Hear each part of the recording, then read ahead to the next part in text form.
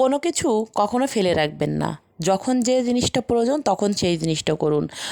সময়ের অপেক্ষা করে কোনো লাভ নেই। হাই এভরিওয়ান, আমি রিঙ্কু। আমার নতুন একটা ব্লগে সকলকে স্বাগতম। তো আমি এই যে পরোটা বানাচ্ছি, তো আমাদের সকালে নাস্তা হবে পরোটা আর হচ্ছে তোমার মুরগির মাংস আছে। গতকাল মুরগির মাংস রান্না করেছিলাম, একটু বেশি করেই মাংস রান্না করেছি। কালকে রাতে একটু বেশি বেশি তরকারি রান্না করে রেখেছি, কারণ বর্তমানে গ্যাসে খুব প্রবলেম করতেছে। তো যার কারণে হচ্ছে তরকারিগুলো রান্না করে রেখেছিলাম। আর এখন হচ্ছে পরোটা ভেজে নিচ্ছি। সকালে পরোটা দিয়ে আর মুরগির মাংস দিয়ে অনেক মজার একটা খাবার হবে, আর আমরা সবাই মোটামুটি পছন্দ করি। তো রিয়নের বাবা অ্যাকচুয়ালি পরোটা খায়নি, ও সকালে খাবার খেয়ে বেরিয়ে গেছে। আমি আর রিয়ন হচ্ছে এখন খেয়ে নেব। তো পরোটাটা ভেজে ওকে নিয়ে আমি খাবার খাবো। তো যে কথাটা বলতে গিয়েছিলাম, আমাদের প্রতিটা মানুষেরই এক একটা বয়সে এক এক রকমের শখ থাকে। যেমন আমরা স্টুডেন্ট লাইফে একটু ঘুরতে পছন্দ করি, কিন্তু বাবা মারা কখনো মানে যেতে দিতে চায় না। বিশেষ করে মেয়েদের বলে কি কখনো সময় আর হয়ে ওঠে না।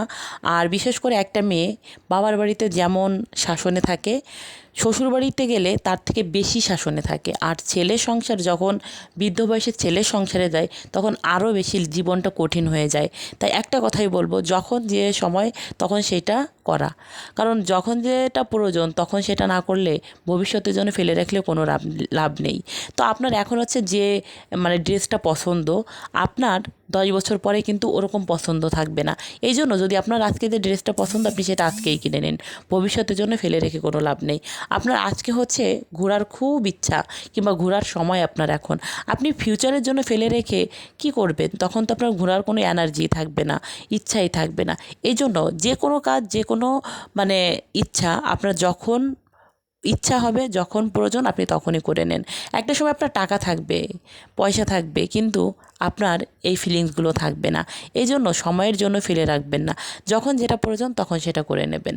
তো কথাটা কি ঠিক বললাম কি না জানি না, কিন্তু আমার যেটা মনে হয় আমি সেটাই বললাম। আমি এই যে ডাল বসিয়ে দিয়েছি, একবারে তোমার হচ্ছে ডালটা কষিয়ে বসিয়ে দিয়েছিলাম। তো তারপরে হচ্ছে সারাদিন আর কোনো কিছু ভিডিও করিনি, রিয়নের স্কুল ছিল, তো সব কিছু মিলিয়ে অনেক একটা ব্যস্ততা কেটেছে।